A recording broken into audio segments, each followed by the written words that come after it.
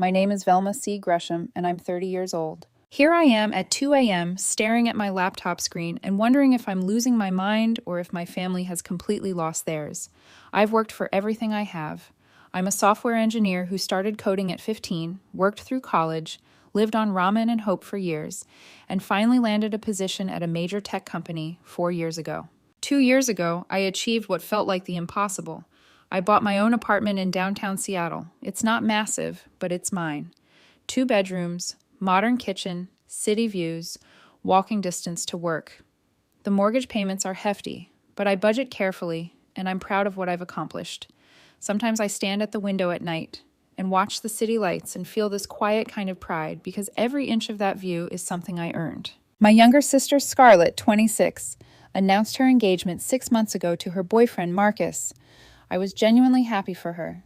She's a sweet person, works as a kindergarten teacher, and Marcus seems decent enough, though he's been between careers for the 18 months they've been together.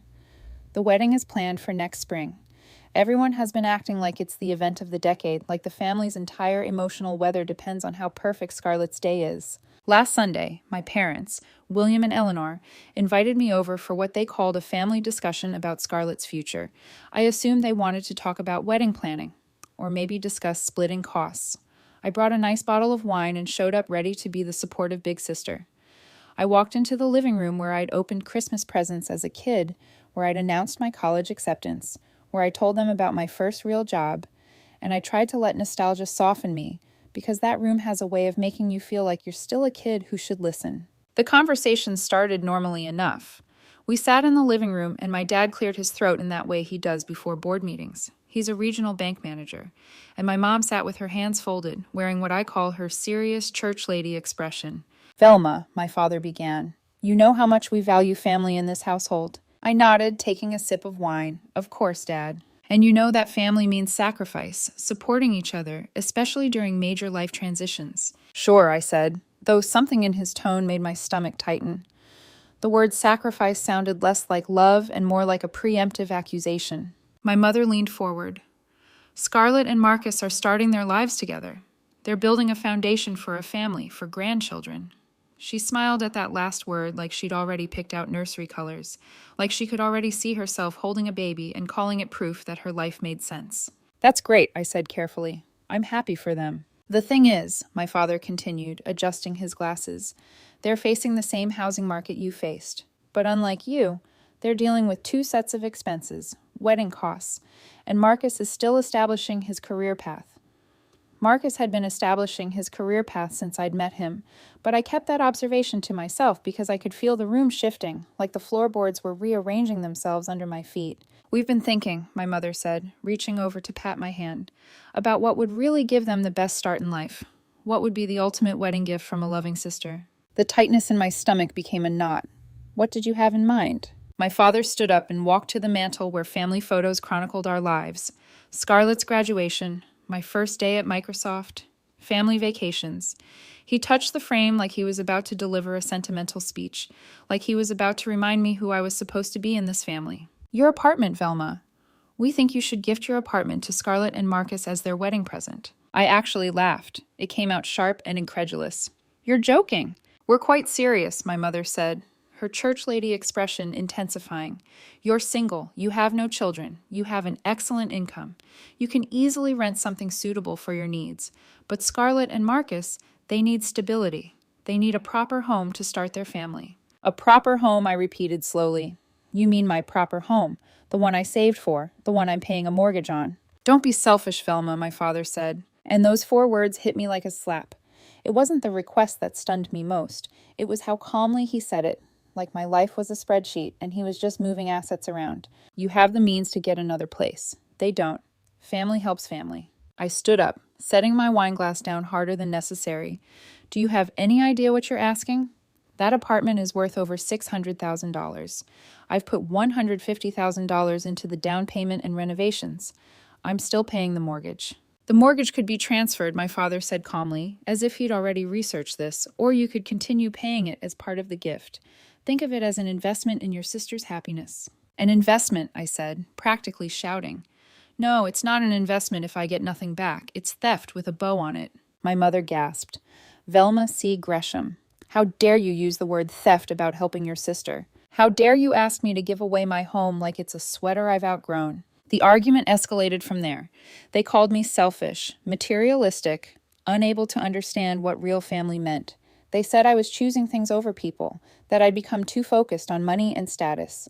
My mother actually said, "We didn't raise you to be this cold-hearted," and my father kept repeating family helps. Family like it was a law that replaced property rights. I left without finishing my wine.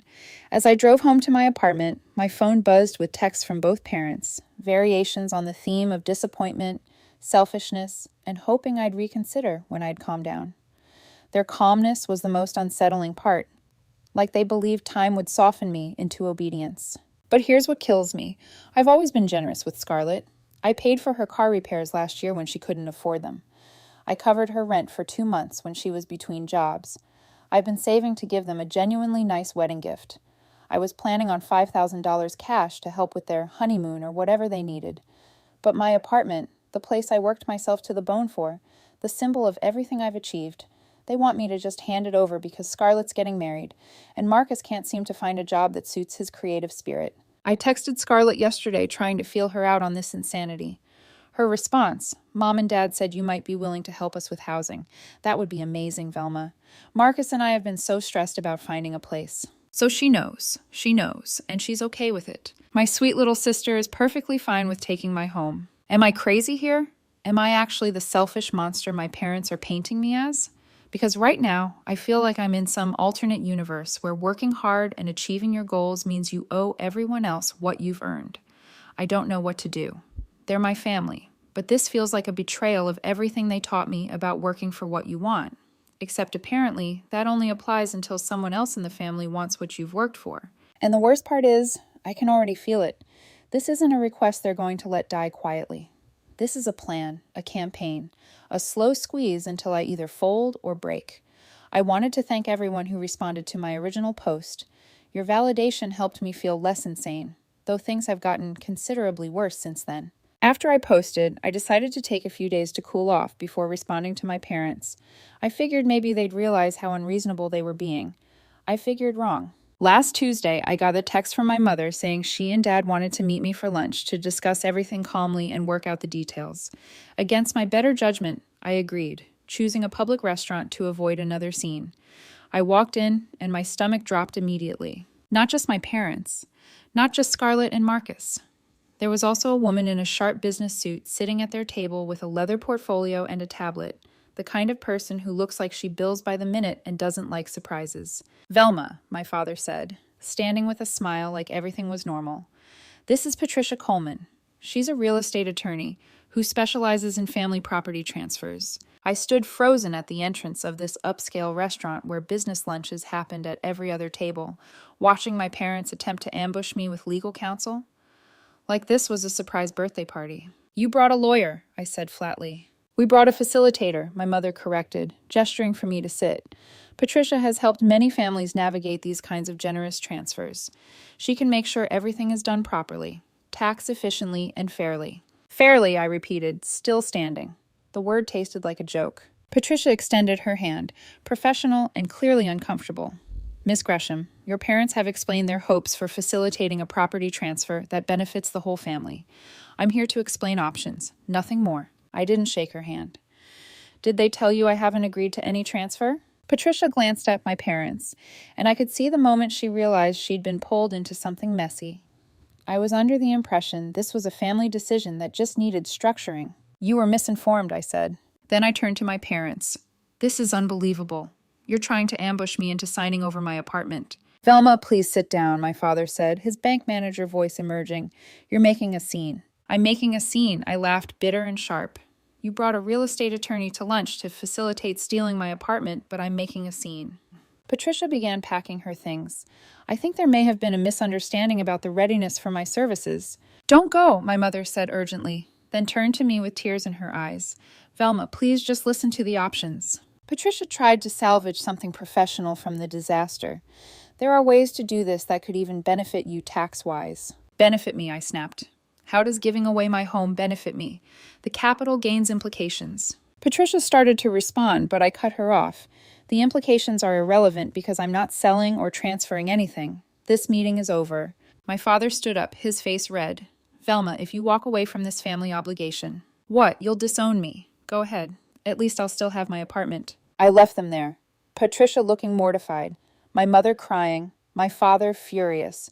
And I could feel something shifting inside me, like a thin thread of trust I didn't realize I still had was finally snapping. But that was just the beginning. The next day, Scarlett called me crying. Not angry crying, manipulative crying. I know the difference after 30 years. Velma, I don't understand why you're being so cruel, she sobbed over the phone. Marcus and I just wanted to start our lives together properly. Do you hate him? Is that what this is about? Scarlett, this has nothing to do with Marcus. Then why won't you help us? You have so much and we have nothing. You have jobs. You have options.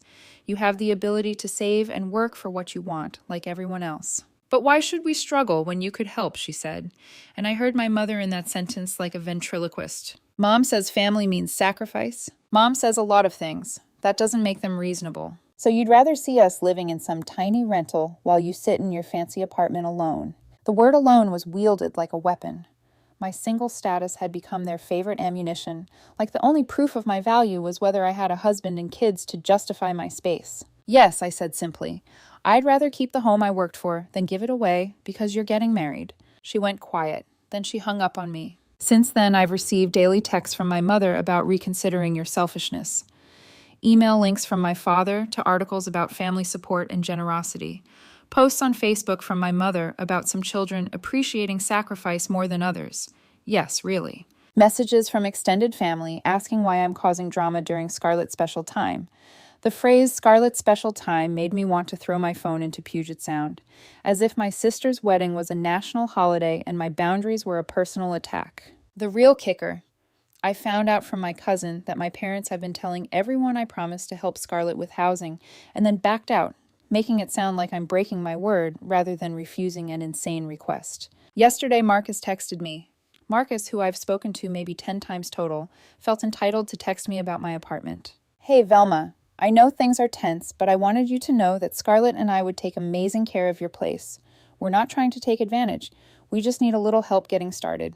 I'm actually in talks for a great position that would let me pay you rent eventually. Think about it. Pay me rent for my own apartment, eventually. I stared at the message so long the screen dimmed. The apartment isn't available, I replied. Good luck with your housing search. Good luck, he replied. Your family is really disappointed in you. Since when does my sister's unemployed fiancé get to speak for my family? Since when did I become a villain because I refused to hand over a $600,000 asset like a party favor? I've started looking into security cameras for my apartment. Maybe I'm paranoid, but I wouldn't put it past them to try to show up with a moving truck while I'm at work. I've password protected all my documents and changed my locks. My parents had a spare key for emergencies, not anymore. The wedding is in 4 months.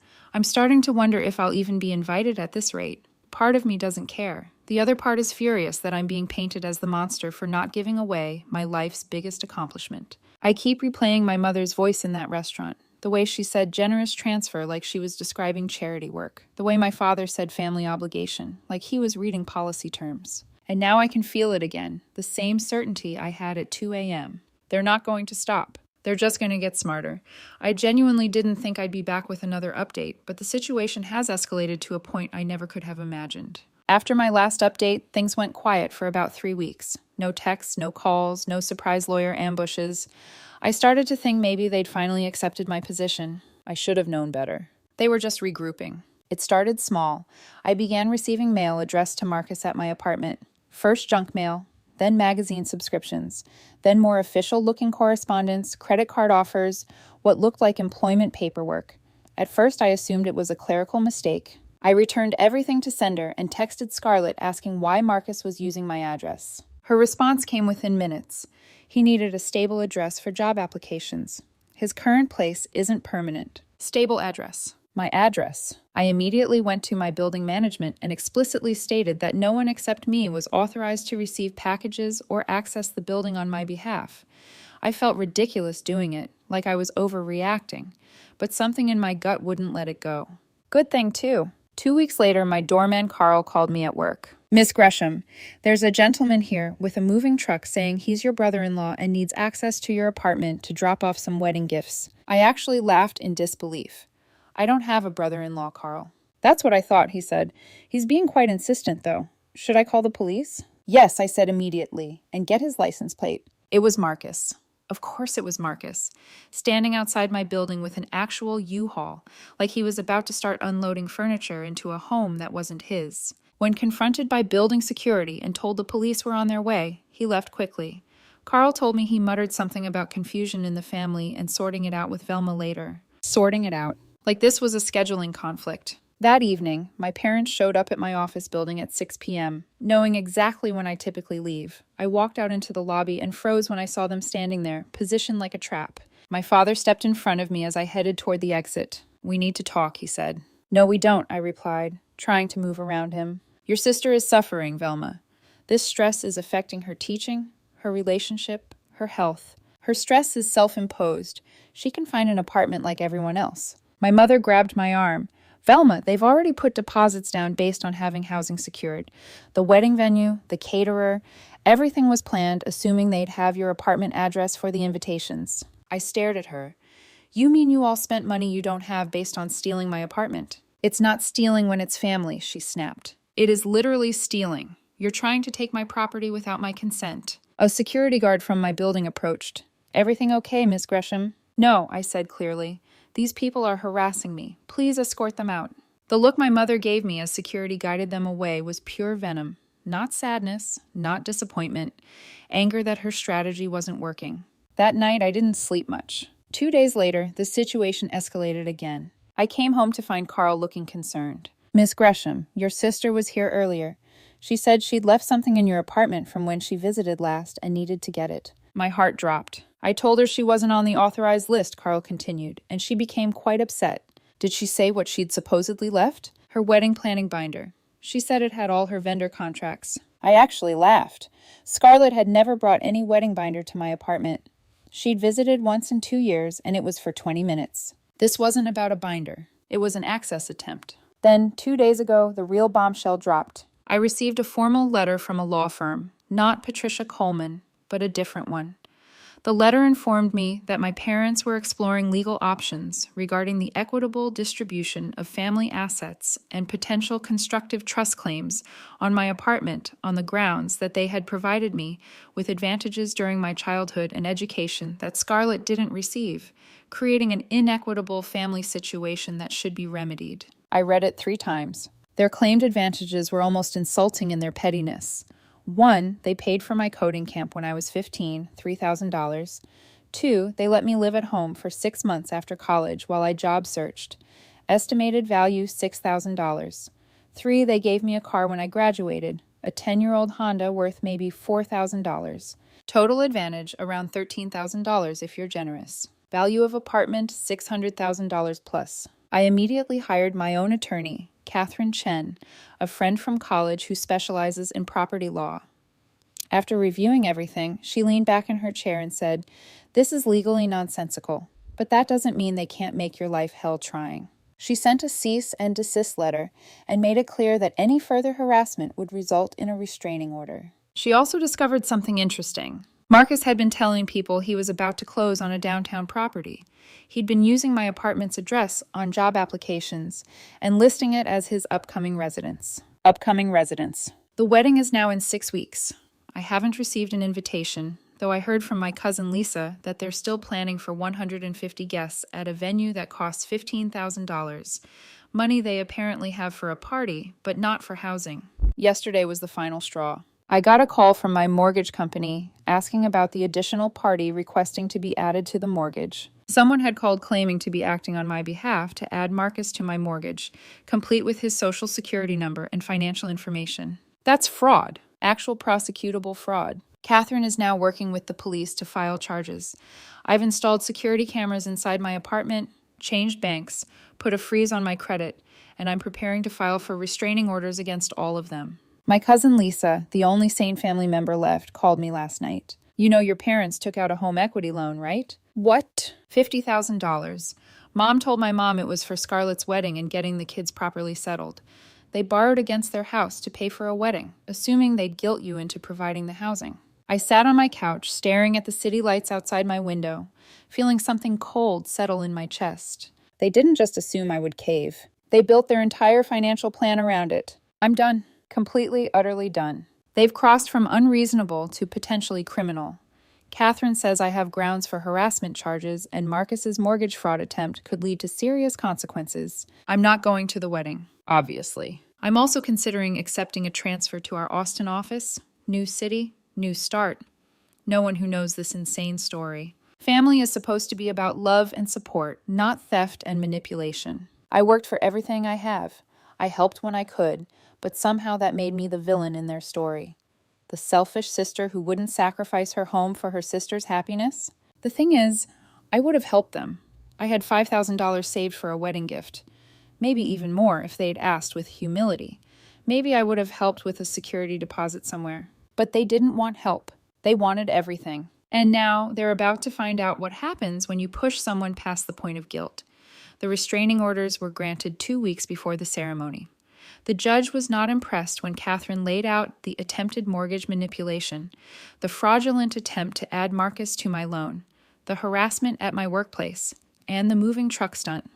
William, Eleanor, Scarlett, and Marcus are all prohibited from coming within 500 feet of me, my home, or my workplace. When the judge looked at Marcus and said, "This is not a misunderstanding, this is potential criminal conduct," I saw his confidence crack for the first time. Marcus is now formally facing fraud charges.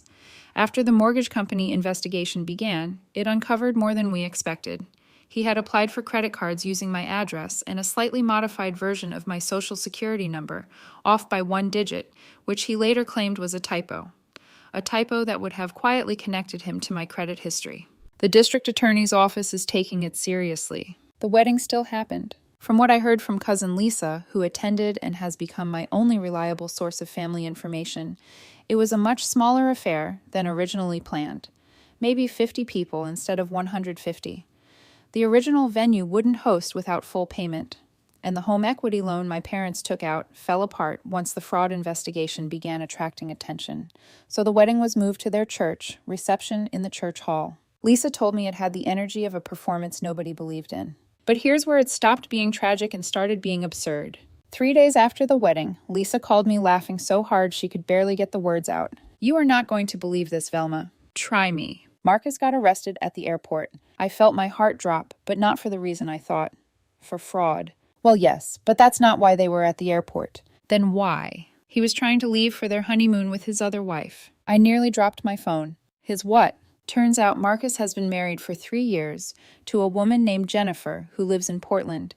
She had been trying to track him down for months because he'd cleaned out their joint account and disappeared. She hired a private investigator who traced him to our city just in time for the wedding. Jennifer showed up at the reception with a PI and a police officer. According to Lisa, she walked in during the father-daughter dance, marched straight up to the head table and said, "That's my husband." The chaos was immediate. Marcus tried to run, but the PI tackled him in the church parking lot. Scarlett fainted. Actually fainted. Eleanor screamed that Jennifer was lying and that I probably hired her to ruin the wedding, because apparently I am now responsible for every disaster in their lives. Jennifer had receipts, marriage certificate, photos, joint bank statements, text messages where Marcus talked about visiting his sick mother. He was visiting Scarlett. The police arrested Marcus on the spot for bigamy and the existing fraud charges. The wedding literally became a crime scene. It gets worse. Remember that $50,000 home equity loan my parents took out? According to Lisa, about $30,000 of it went directly to Marcus for wedding expenses and setting up their new household.